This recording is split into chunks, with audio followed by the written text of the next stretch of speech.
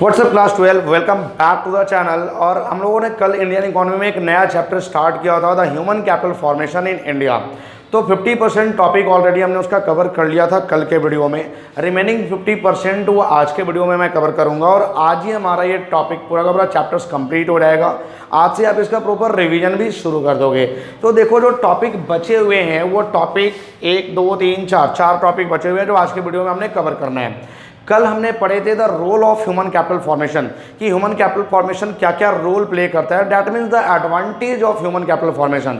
अब human capital formation के फायदे तो हमने देख लिए, बट उसके नुकसान को भी तो देखना पड़ेगा, क्योंकि अगर हर एक चीज़ों के फायदे होते हैं तो उसके नुकसान भी होते हैं। तो देखो यहाँ पे problem facing the human capital formation, क्यों हम लोग ह्यूमन कैपिटल फॉर्मेशन नहीं कर पा रहे हैं, क्या क्या प्रॉब्लम फेस करना पड़ रहा है ह्यूमन कैपिटल फॉर्मेशन के लिए। तो सबसे पहला जो प्रॉब्लम फेस करना पड़ रहा है वो है राइजिंग पॉपुलेशन। राइजिंग पॉपुलेशन से क्या मतलब होता है कि आज के डेट में इतनी तेजी से पॉपुलेशन बढ़ रही है कि जो अवेलेबिलिटी ऑफ रिसोर्सेस है वो काफ़ी कम होते जा रही है। यानी इतनी तेजी से पॉपुलेशन बढ़ेगी तो हम लोग किस तरीके से एजुकेशन को हर घर तक पहुंचाएं, किस तरीके से हेल्थ को हर घर तक पहुंचाएं। तो कहीं ना कहीं काफ़ी ज़्यादा प्रॉब्लम फेस करना पड़ रहा है। प्रॉपर्ली हर एक घर तक ना तो एजुकेशन पहुंच पा रहा है, ना ही हमारा हेल्थ पहुंच पा रहा है। अब आप खुद ही देख लो कि अगर तेजी से पॉपुलेशन बढ़ा, हमने इसको नहीं रोका, तो जो अवेलेबिलिटी ऑफ रिसोर्सेस है वो पर पर्सन काफ़ी कम होगा। द फैसिलिटी ऑफ रिसोर्सेज पर पर्सन इज वेरी लो। अब सपोज कि अगर आपके घर में कोई एक पर्सन कमाने वाला है और 10 लोग खाने वाला है, अगर वो पर्सन 1 लाख कमाता है तो प्रत्येक के हिस्से में 10-10 हज़ार आएगा, काफ़ी कम रिसोर्सेस आएंगे। बट अगर उसी घर में केवल 4 लोग हैं और 1 लाख ही एक पर्सन कमा रहा है तो प्रत्येक के हिस्से में 25,000 आएंगे। तो वहाँ पे जो अवेलेबिलिटी ऑफ रिसोर्सेस है वो काफ़ी ज़्यादा होगा। तो जब तक पॉपुलेशंस को हमने कंट्रोल नहीं करेंगे, पॉपुलेशन कंट्रोल नहीं होने की वजह से जो अवेलेबिलिटी ऑफ रिसोर्सेस है या जो फैसिलिटी ऑफ रिसोर्सेज है वो पर पर्सन काफ़ी लो होगा। तो ये जो राइजिंग पॉपुलेशन का प्रॉब्लम है ये सब दिन हमारे इकोनॉमी में रहा है, इवन आगे भी रहने वाला है, क्योंकि यहाँ पे तो पॉपुलेशन की भरमार पड़ी हुई है।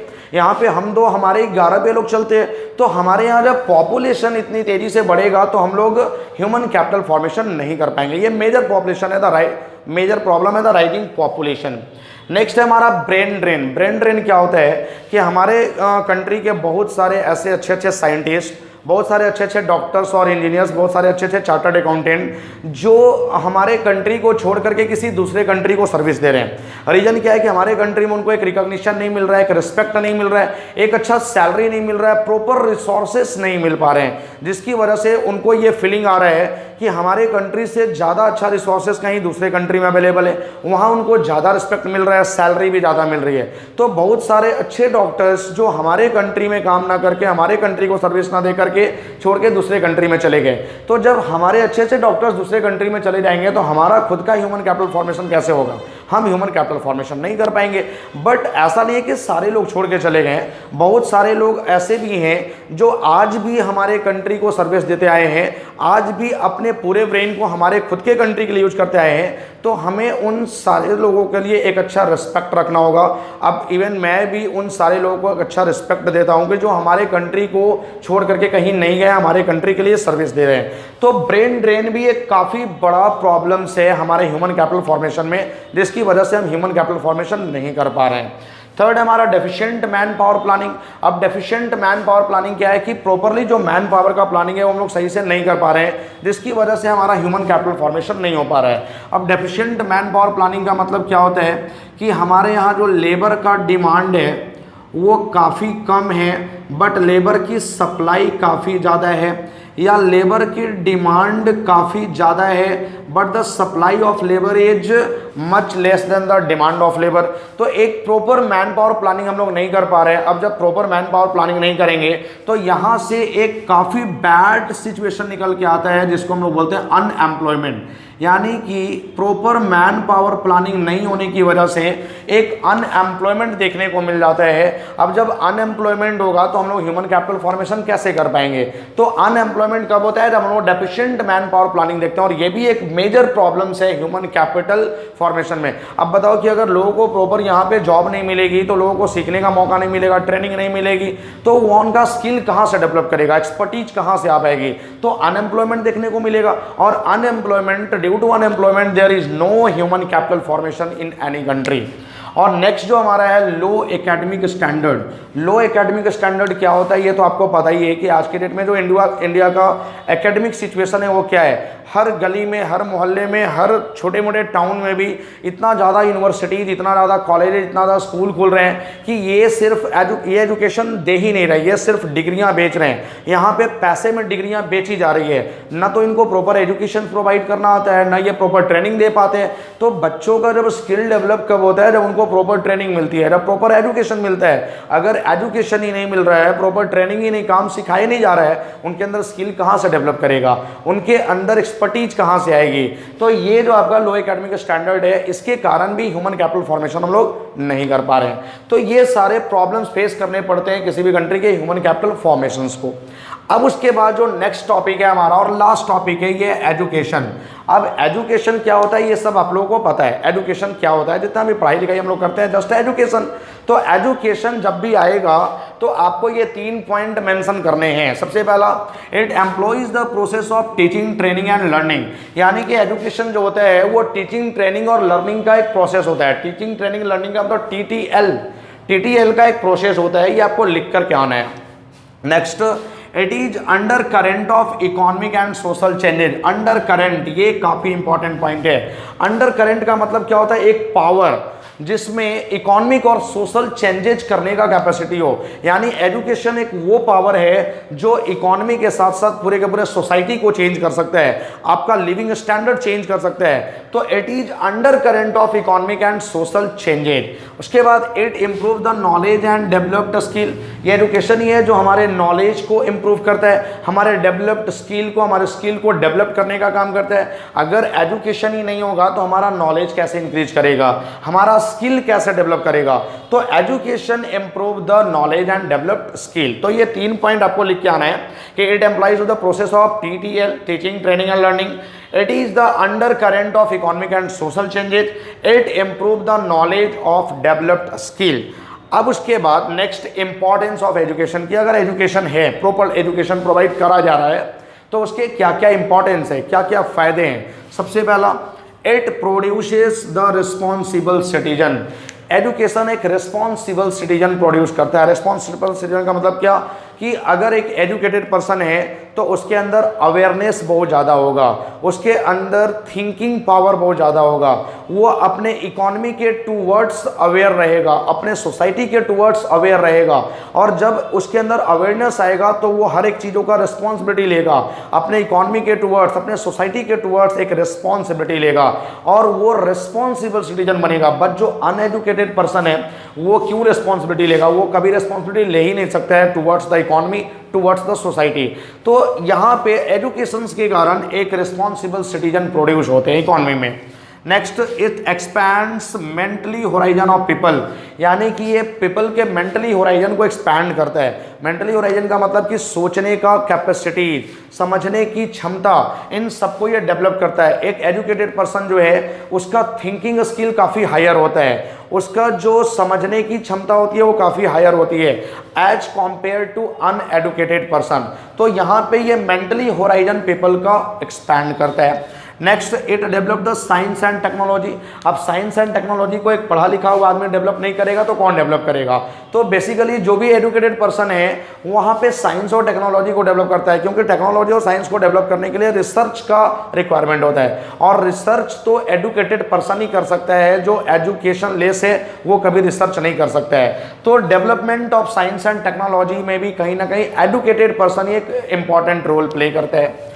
नेक्स्ट हमारा है, it develop the human personality. ये ह्यूमन के पर्सनालिटी को भी डेवलप करता है। अब आप देख लो कि आपके आसपास जितने भी एजुकेटेड लोग हैं उनका बात करने का तरीका, उनका चलने का तरीका, उनका बैठने का तरीका, उनका लिविंग स्टैंडर्ड, एक जीने का तरीका, वो काफ़ी अलग होता है एक अनएडुकेटेड पर्सन से। और अनएडुकेटेड पर्सन के बात करने का तरीका तो आपको पता ही है कितने अच्छे से वो बात करते हैं, कितने अच्छे से उनका लाइफ स्टाइल होता है। तो जितने भी एजुकेटेड लोग हैं उनका एक अलग पर्सनालिटी डेवलप हो जाता है। देख के ही पता चल जाएगा कि हाँ ये पर्सन एजुकेटेड पर्सन है, इसमें एजुकेशन भरा पड़ा हुआ है। बट जो अनएडुकेटेड है उसको देख के ही पता चलेगा कि ये एकदम से एजुकेशन लेस पर्सन है। तो ये एजुकेशन जो है वो ह्यूमन पर्सनालिटी को भी डेवलप करता है। और last point, it promote the cultural standard of citizen.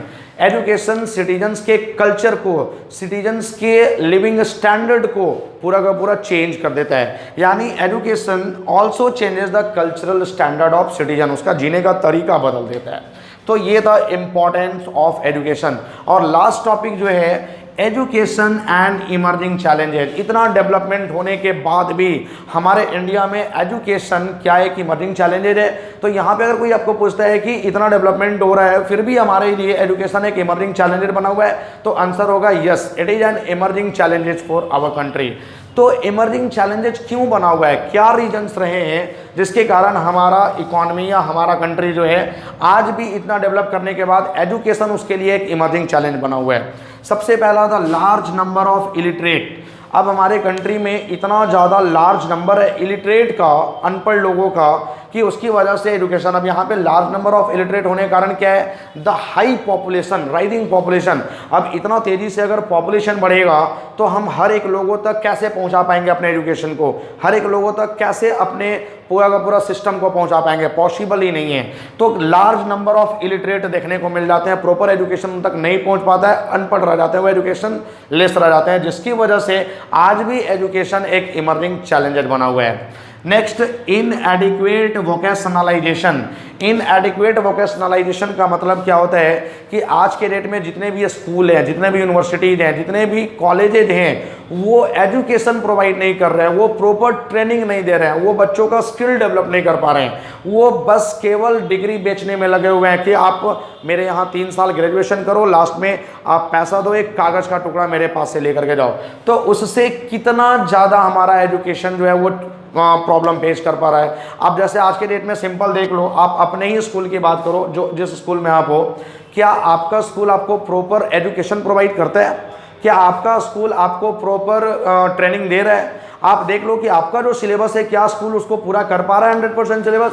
अगर पूरा कर पा रहा है तो you are very lucky, but अगर पूरा नहीं कर पा रहा है तो आप समझ लो कि आप तक एजुकेशन प्रॉपर्ली नहीं पहुंच पा रहा है। वहां पे बस एक इनएडिक्वेट वोकेशनलाइजेशन देखने को मिल रहा है, जिसकी वजह से एजुकेशन एक इमर्जिंग चैलेंज बना हुआ है हमारे कंट्री के लिए। उसके बाद जेंडर बैसनेस। जेंडर बैसनेस क्या होता है? अब जेंडर बैसनेस पहले बहुत ज़्यादा देखने को मिलता था कि बेसिकली हमारे इंडिया में, हमारे कंट्री में गर्ल चाइल्ड को एक एजुकेशन प्रोवाइड करना इंपॉर्टेंट नहीं समझा जाता था, बॉय चाइल्ड को एजुकेशन प्रोवाइड करना काफ़ी इंपॉर्टेंट समझा जाता था। बट आज के डेट में ये बिल्कुल ख़त्म तो नहीं हो गया, मैं नहीं कहूँगा, लेकिन हाँ कम हो गया है। आज के डेट में भी गर्ल्स को एक लिमिट तक एजुकेशन प्रोवाइड करा जाता है, बल्कि जो हमारे बॉय चाइल्ड हैं उनको एक हायर एजुकेशन प्रोवाइड किया जाता है। और ये किसके कारण होता है? प्राइवेटाइजेशन के कारण। अब प्राइवेटाइजेशन क्या होता है कि हमारा जो एजुकेशन है वो भी 2 पार्ट में डिवाइड कर दिया गया है, एक गवर्नमेंट एजुकेशन और एक प्राइवेट एजुकेशन। जो हमारा प्राइवेट एजुकेशन है वो इतना ज़्यादा कॉस्टली हो चुका है कि हर एक फैमिली के लिए ये एफर्ट कर पाना पॉसिबल नहीं है।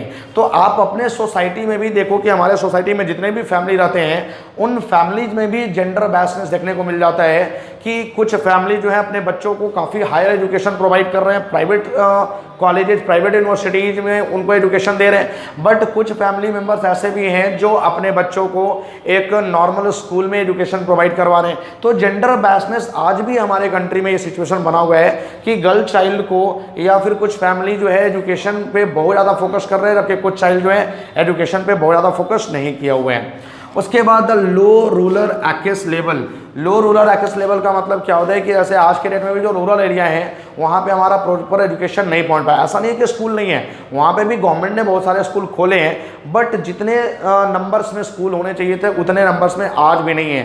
तो जनरली वहाँ पे आज भी जैसे एजुकेशन नहीं है, इलेक्ट्रिसिटी नहीं है, तो पढ़ाई बच्चा कैसे करेगा? तो रूरल एक्सेस, लो रूरल एक्सेस लेवल के कारण भी कहीं ना कहीं एजुकेशन एक इमर्जिंग चैलेंजर बना हुआ है। और last, the low expenditure on education. Government जो है वो एजुकेशन पे काफ़ी कम खर्चा कर रही है।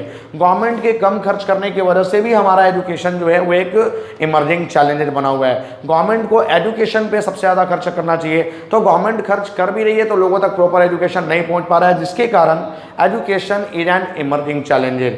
तो ये थे गाइस जो टॉपिक इस चैप्टर्स में बचे हुए थे वो हमने कवर कर लिए। सबसे पहला था problem facing human capital formation, क्या क्या प्रॉब्लम फेस कर रहा है। उसके बाद एजुकेशन क्या होता है, तो आपको ये 3 पॉइंट लिख करके आने हैं। Education implies the TTL, teacher training and learning. Importance of education हमने देखा, और उसके बाद एजुकेशन एंड इमर्जिंग चैलेंजेज। तो ये सारे टॉपिक्स आपके क्लियर हो गए। अब ये चैप्टर्स में कोई टॉपिक नहीं बचा हुआ, हमारा चैप्टर्स हो गया कंप्लीट। तो आई होप कि आप अच्छे से इसका नोट्स भी बना रहे हो। अब आप प्रॉपर रिवीजन भी शुरू कर सकते हो, क्योंकि आपका चैप्टर का सारा टॉपिक कंप्लीट हो चुका है। और अगर किसी भी तरह का कोई डाउट हो, आप कॉमेंट सेक्शन में आ जाओ, वहाँ पर इमीडिएटली आपके डाउट्स का रिप्लाई करा जाएगा। Thank you.